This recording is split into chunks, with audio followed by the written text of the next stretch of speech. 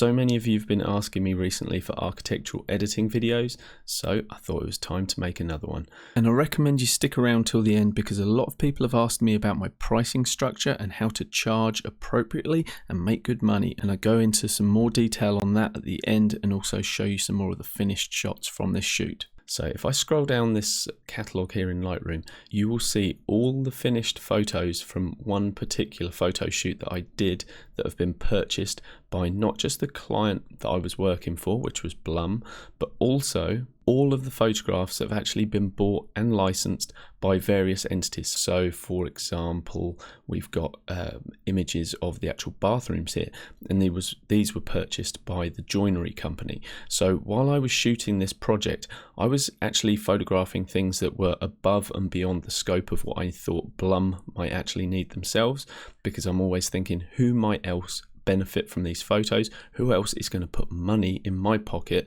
for these photographs? And in this instance, there was the joinery company, there was the architects.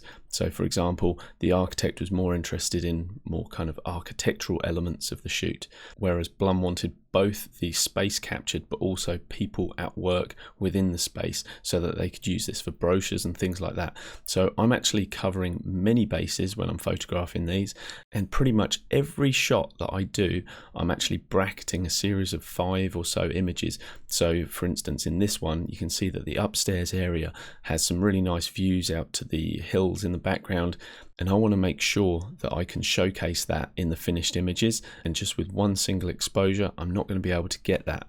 So in all of these shots we've got a nice view to the exterior as well as showcasing the interior, and these are all processed with Aurora HDR, and I'll put a link to that below because I find that a really useful program for bringing your differently exposed photographs all together into one very seamlessly. Oftentimes it's not a completely finished shot, but it will certainly be a really good high dynamic range starting point for me to further my edit.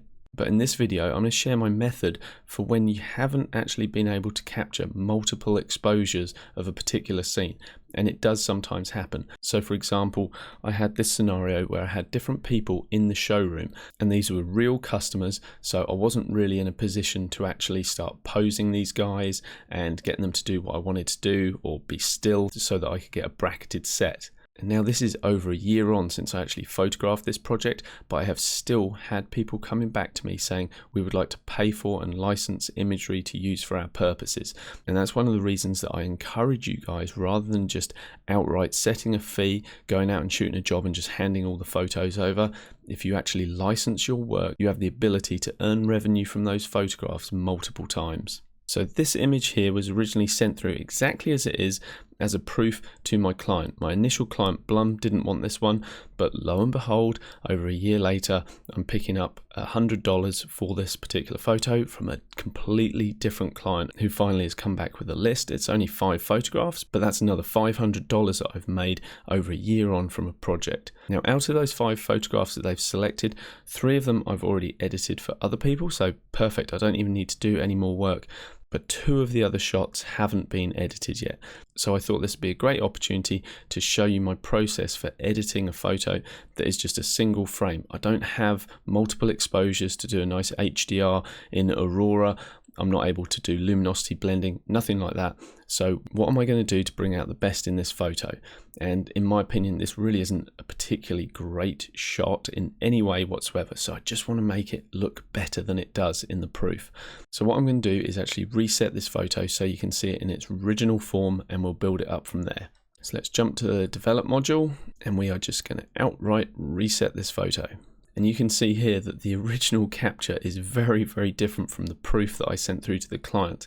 And I create the proofs very quickly, and I've done several videos on my technique for creating those proofs. But basically I have several presets that are really good just for making sure the photos look good for a starting point.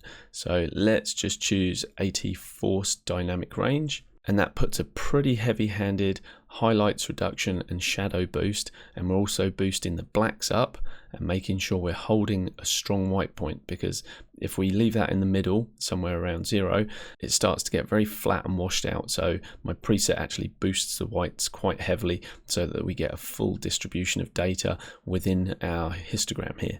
The other important thing is when you're boosting up your shadows, dropping your highlights, doing all of that, everything gets a little flat and washed out, and so I introduce contrast with the contrast slider. I've made sure that our lens corrections are on so that basically we're removing chromatic aberration and we're also getting rid of any barrel distortion as well. So to send my proofs back to my clients, it's a really quick process. It's all automated with a preset apart from one thing, and that is the transform section. And I'm a big fan of using this guided transform and basically picking some verticals close to the edge and basically drawing these lines down. So there's one down that edge, and I'm going to select this edge here and just draw down that. And straight away we've got nice straight verticals, and we're going to go across here and we're going to do the horizontals as well. I didn't do this in the original proof that I sent back because I didn't think it was necessary, but now we're actually doing the full edit. I think we want to make sure that we've got perfectly straight horizontals and verticals. You may be saying, why didn't you just shoot it that way with a tilt shift lens? Well, I wasn't working with a tilt shift lens on this particular day. I wanted to work very, very quickly to capture as much of the project as I could. And so I was just using my standard 16 to 35mm, but I know exactly how much I can correct those shots afterwards, and that's exactly what I'm doing here. If you didn't see the original shot, you wouldn't actually be able to tell that there's any distortion or correction going on. Then we'll double click to apply that. And now what I apply through my preset to get this photo ready for a proof, I don't feel it's particularly great representation for a final output. So what I'll now do is actually come back in and come to my AT Basic Architecture Starter. And this looks a lot more contrasty and in my opinion doesn't look as good yet, but I feel it's a more natural approach to the edit. If you look at the sliders, they are nowhere near as extreme as they were before with everything pushed much further. So in this instance, I feel we're very much underexposed, and as I said before, I don't have a bracketed series of this. This is the one and only shot. So what I'll do is actually boost the exposure all the way to see and check that we've got detail in the shadows, which we do, and that's the great thing of working off a sensor like that of the D850. Got a really nice deep dynamic range, so we can bring those shadows back. But unfortunately, it's still not as good as our eyes. We can't see any detail out of the window here. So I'm going to have to just forego bringing back any detail out of the window, and I'm not really worried. If I was taking this into Photoshop, I may be able to bring in a little bit of blue into these whiter areas just to give a hint of sky. But it was a cloudy day at this point, so I'm just going to embrace the more bleached out look in the sky, and I just want to get that exposure to a point where the mid-tones I feel are a little better. I feel like we could benefit from a little bit more clarity in this shot. There are a lot of beams and commercial architectural design going on here, and if I crank the clarity all the way to 100, you can see that all that detail in all of those beams is very much brought out. So I don't mind pushing the clarity slider way further than I would normally for this particular image. I think somewhere around that 35 mark's quite nice. I'm going to double click my blacks to reset them to 0 because I just don't want that getting too washed out there. And because this is quite a dull and flat image, I think I'm going to grab the vibrancy slider and just see what we can introduce in terms of color. Okay, I quite like introducing a little bit more warmth and orange tones into the floor there, but I'm not really enjoying the fact that our lights up here are really orange and a little bit over the top. But I'll sort that out in just a second. Let's jump into the tone curve here, and I'm just going to click this little icon in the top left, and that's going to allow me to click on my image where I feel like we need to either brighten or darken. Let's click a midpoint here, and now I'm just going to push up on my mouse, and that's just going to boost those midtones even more. Let's go somewhere around there. And if I want to add a little more contrast, I can come to one of the darker tones here and click and just bring those back down just a little bit. If we want to protect the highlights, we could click and drag and do that as well, but I don't want to bring them down too much. And if you want to see your before and after, you just turn that off, turn it on. Yep, I'm quite happy with that. Now the next stage of my edit is all going to be done with localized filters. So I'm quite a fan of the radial filters here. Rather than painting in accurate masks all the time, I like to use a radial filter. It's much quicker, and that can feather off towards the edge. So if I press O on the keyboard, you'll see exactly where we're affecting, and I'm trying to talk into the ceiling here. So what I'm going to do is what I've done there, which is just boost the exposure just ever so slightly, and I might add a little more clarity as well, just so that we get all these little strips coming in here, seeing that detail. We could add some texture if we want to that bit up there. And I don't think we've got any color going on apart from this orange in the lights. So if I actually come to the saturation and start dropping that out, that's just going to take away that brightness, or sorry, that color value from the lights there. I don't want it to go completely white, but where we were sat before, I find that's just far too orangey. So let's bring that down. If I was bracketing this, which is what I probably should have done here, I would have a darker frame, which I'd be able to take the lights from that darker frame and we wouldn't have as much flaring going on in that instance. But it's not enough of a concern for me to need to fix it in Photoshop. I'm basically trying to do all of my editing here within Lightroom. So this part of the display here, I feel it's a little bit yellowy and it's a little bit underexposed. So I'm just going to bring a big fat circular radial mask over the top of that, and we're boosting the exposure. Let's boost the shadows up just a little bit as well. And again, maybe we'll desaturate that because it's picking up a lot of that influence of the orangey yellows here from the floor, and that's reflecting in what should be a nice clean white there. Yep, I can drop the saturation a fair bit on that. I'm also going to do the same with this over here as well, because I feel like that's just a little bit dark as well. I may just darken the floor down here just a little bit, just so that our eye goes more towards the center of the frame. Something like that, and then feather it off a lot. And I mentioned adding in some blue into the sky in Photoshop, but let's just see if we can do that within Lightroom. So I'm actually going to try and shape my radial filter more towards the window shape here. I'm going to take the exposure down slightly, drop the highlights as well, and let's take the temperature towards the blue tones. Let's take that a little further. What I'm going to do is be quite heavy-handed with this. And then I'm going to use our range mask with luminance mode to actually say, don't affect the shadows, the darker poles that we've got here, just affect the highlights. So basically I'm going to take the luminance range mask away from the shadows. And as I bring this up, you'll see that that blue effect starts to come away from those pillars here that are the structural supports. And we're left with it just outside. And if I want to add this subtle blue toning to the windows in front as well, which obviously I do because it's all part of the lighting of the exterior, the sky out there, I'm just going to click on this, go right click and duplicate. Now I have another one, and I'll bring it over right into the middle area here, and I just need to reshape this circular gradient. So holding the shift key now, I can grab a point and drag the whole thing in to make it smaller. And we're going to run into a couple more problems here than we did over the other side. And that is the fact that these pillars are a little bit lighter, and also we're getting a little bit of bleed coming over to the white areas of the showroom here.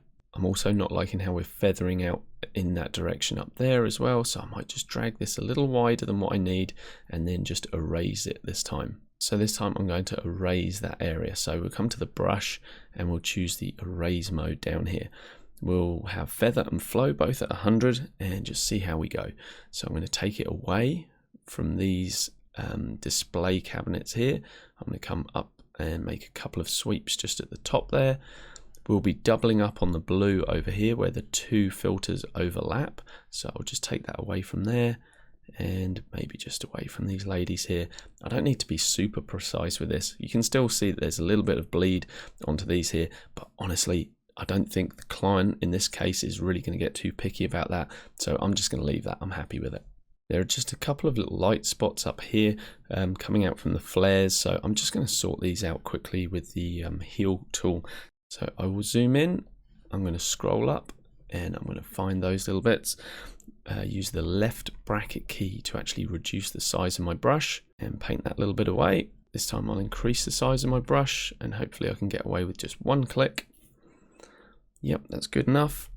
And the same again, just reduce the brush size this time, one click, and Lightroom's picking up the correct area to fix that. And now while we're zoomed in, I will come to my detail section, and what I want to make sure I've got is enough sharpness in the image, but not too much noise. So I'll normally put my sharpness pretty high if I'm just doing this within Lightroom, and you can see it's made things look pretty nasty and grungy. We'll increase the radius up to about 1.5. I find that works quite well for the particular lens that I'm using and the fact that I'm shooting at a 46 megapixel file. But as you can see, it's introducing just a little bit of noise, and so to counteract that, I'll just grab the luminance noise reduction and put that somewhere that I feel like we're just starting to lose that noise. and we're getting a nice clean file. 27's kind of nice. So now if I turn the detail off and then I turn it on, we've got a nice amount of sharpening going on without the addition of any extra noise. You guys will have to excuse the croaky throat at the moment. I've literally just rolled out of bed and I decided I'd get a video done while I was editing these for the clients who are waiting on these photos to come back. So I hope you guys appreciate this video. If you do, let me know in the comments. That'd be awesome. My income comes from taking photographs, licensing photographs, earning money from my client. I'm doing these YouTube videos for the love, for you guys, just trying to share information that I have with you guys freely. So do me a favor, please inspire me. Just leave me a nice comment. Means the world to me and inspires me to make more of these videos. So yeah, I hope it's useful to you guys, and I hope it can help bring you success with your architectural photography and photography in general. And if architecture is something that you're interested in, why don't you consider subscribing to the channel as well? Oh, and leave me a little thumbs up. That's it. My plea for the love is over. I'll carry on with the edit. So that's our first one. So now we can use the / key just to see our before and after. I'm just going to click off of that so we're not getting the editing circle showing up. Let's see our before. And that's actually not the original file. So what I'm going to do is just duplicate this so that we can see side by side the original with our edit. So I'm going to create a virtual copy and I'm going to come along and reset that, and I'll turn off those distracting warnings, and we can now see this is where we came from and this is where we got to. So I'll control click that so I've got both of them selected, and I'll press N and we can compare those side by side. Okay, so this was our before straight out of camera. It's very contrasty. It was a very high contrast scene, and here I've tried to bring back a bit of detail to keep the whites kind of neutral. I've also introduced a bit of the blue in the sky, and now seeing them side by side, I'm kind of feeling, okay, that blue's a little bit over the top, and that's always a good thing to do. Just evaluate your edit, and I would normally recommend just leaving a little bit of time so that your eye has time to go away, come back and see what you've done, and that blue I'm sure would stand out even more to me. But what I can do is just come back in, select that, and what I'm going to do is just adjust that temperature that's currently -67 and just drop it to -35. And let's select this one, and the same again, let's just ease that back, maybe not quite as far, somewhere around that -56 is good. So while I think this edit is okay at the moment, it's by no means my favorite edit I've ever created, but the client wants what the client wants and they're paying for it. So I just want to do one more thing just to finish it off, and that will be coming into Luminar. So I'm going to go edit in and select Luminar Ai. And I'm going to import it as a TIFF with the Lightroom adjustments. So I'm going to click edit, and Luminar is going to load up. And I use Luminar all the time for my professional work. It's an AI based photo editor. It's a standalone editor. And if I come to the editing section, this is where the magic happens. It's got some really cool features such as accent AI. Like if I drag this up, this one slider makes multiple changes to your photos. So it's a really, really powerful tool. Now I love using it as a standalone editor for my own personal work because you can get your edits done so quickly. But in terms of my professional work, what I like to do is get my photos looking kind of the way I want them to in Lightroom. Sometimes that involves going into Photoshop as well, or perhaps my starting point, as I alluded to before, combining several photos with an HDR merge in Aurora HDR.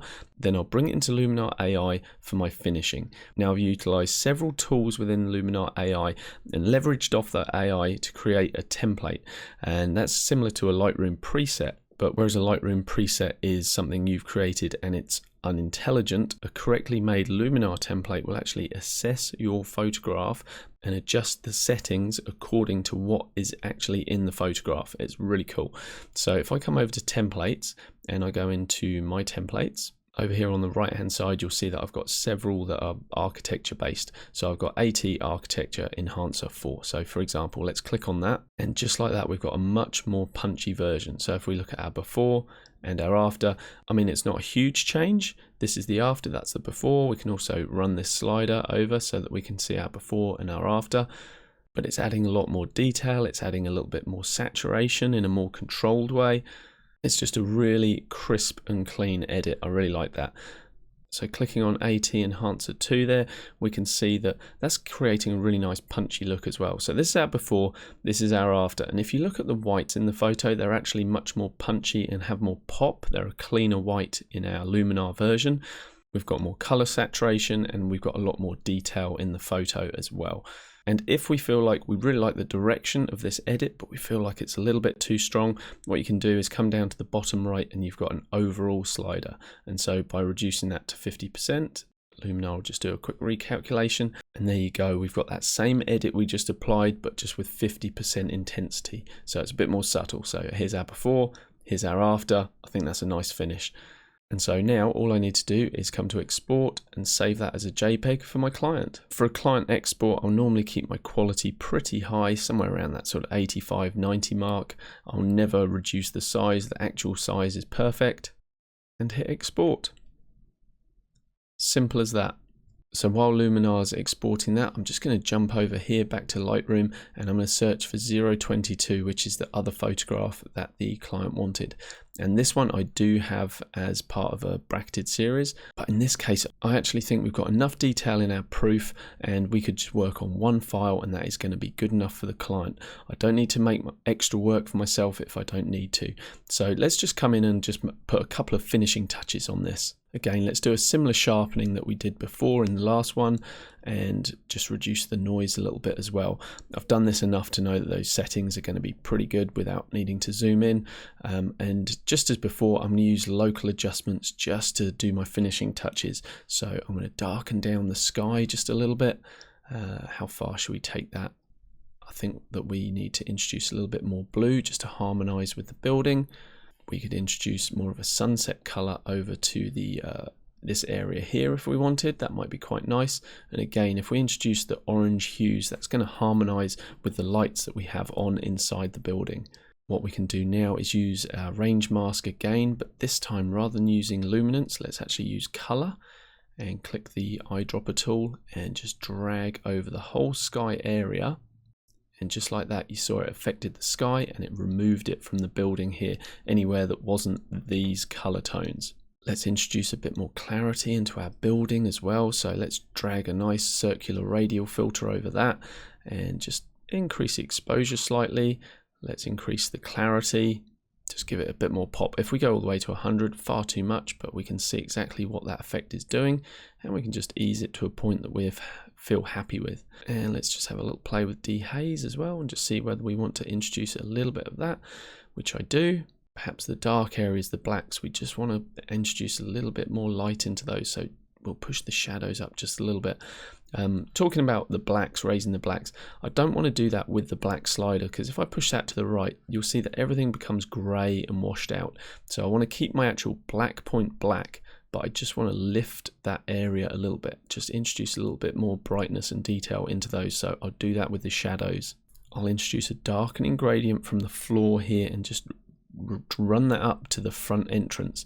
And so now we've got a darker part of the image down here on the bottom, and that helps to lead our eye right into this entrance point here. And now in terms of harmonizing the color palette, I feel like we've got a nice orange and blue harmony going on, but there's a lot of yellow still in this light here. Let's come to our color palette here, drop this down, and let's just come straight into the yellow tab, and let's see what we can do. In terms of actually grabbing this, we can actually change the hue of those yellows, so I can push them more towards that orangey tone. I'll be extreme just so you can see exactly what I've done, but so that was too much. But if we go back to yellow, it does look very yellowy. So let's introduce a little bit more orange into those yellows. And now let's just drop the saturation down a little bit as well, just so it's not so colored. See how we can take the saturation away. We could also brighten the luminance up as well. So we've got a nice glow going on in there. And now I'm just going to bring that saturation back just a little bit, just to a point where I feel like it's got a nice bit of color, but it's not in your face. So somewhere around there is quite nice. Let me right click and create a virtual copy of this and we can look where we came from. Okay, so this is the capture straight out of camera and I did a bracketed set of 3, but literally I've just worked on this one file here. First of all, I ran that proofing preset that I showed you before, which was basically a forced dynamic range edit. So that's that one there. It's such a good preset. Basically all you're doing is pushing the shadows up and bringing the highlights down really aggressively, and then correcting that with a bit of a high contrast. And from there, I'm just using that guided transform tool to actually straighten things up. And so if we look at these side by side by pressing the N key on our keyboard, we can see a very rough and ready raw interpretation from our first photograph. But when I'm taking this, I know exactly how I'm going to edit this. You might think that my camera angle's really wonky, but I know if you look dead in the center of this actual frame, you'll see that my vertical is still vertical right in the center of the frame. And I know that I'm going to use those guided transform tools just to straighten those verticals. The horizontals are pretty good, and the slight bowing here, that's just something that happens with pretty much every single lens. You're going to get some sort of barrel distortion if it's a zoom lens. But as you saw before, it's a real simple correction. So here's our finished version. And just like last time, I'd recommend letting the photograph sit with you just for a little while so that you can see, is it actually the finished version that I want to deliver to the client? And there are a couple of changes I want to make. I feel like our shadows are just boosted a little bit too high. It's getting a little bit too fakey and a little bit too HDR looking. So I am going to drop that back just a little bit, and then we can correct that by boosting the exposure. I'm just going to grab my black point and just start shuffling that back to the left ever so slightly. You can check if you're bleaching out or having any crushed blacks by just turning on those little icons in the top left and top right of the histogram there, and just grab that slider. You'll see if I push the blacks all the way to the left, it's giving me all those warnings. And if I double click that to reset it to 0, you can see those warnings go away, so we don't have any pure black in the image. The fact that I'm bleaching out here, I'm not too worried about, that's fine. And just like last time, I'm just going to run this through Luminar with that preset I showed you before, just so we get a really nice, crisp and clean output. So I'll come to Editing, Luminar Ai, and if you guys want to get yourselves a copy of Luminar Ai, I've got a discount code which is @Sky10 and a link below, and you're welcome to use that. I actually get a really small commission from that as well, and that just helps me keep creating these free videos for you guys as well. So that's a really nice win-win. So inside of Luminar Ai, now what we can do is just come to my Architecture Enhancer 2, click that, let Luminar do its thing, and boom, there you go, you got a nice punchy edit. So let's see our before and see our after. We've got a lot more pop going on in this second version. I think that's a more striking and stunning image. Again, it might be just a little bit too much, so I might just want to ease that off just a little bit. Check my before and after. Before, after, I'm happy with that. Again, let's export it, get it ready for the client. Save photo to disk, keep my settings as before, export, and I'm done. As I wrap the video up now, I'll just show you the 5 photographs on screen now that the client's actually selected. And I just want to reiterate that point to you, that it's really worth licensing your photos to your clients. For sure, the easy option is just to send them a quote and say, hey, look, I'll come and shoot this architecture for whatever it may be, $2,000, $3,000, $5,000, whatever you want to make from the job. They may say no, they may say yes, whatever, you know exactly where you stand with things, and that's great.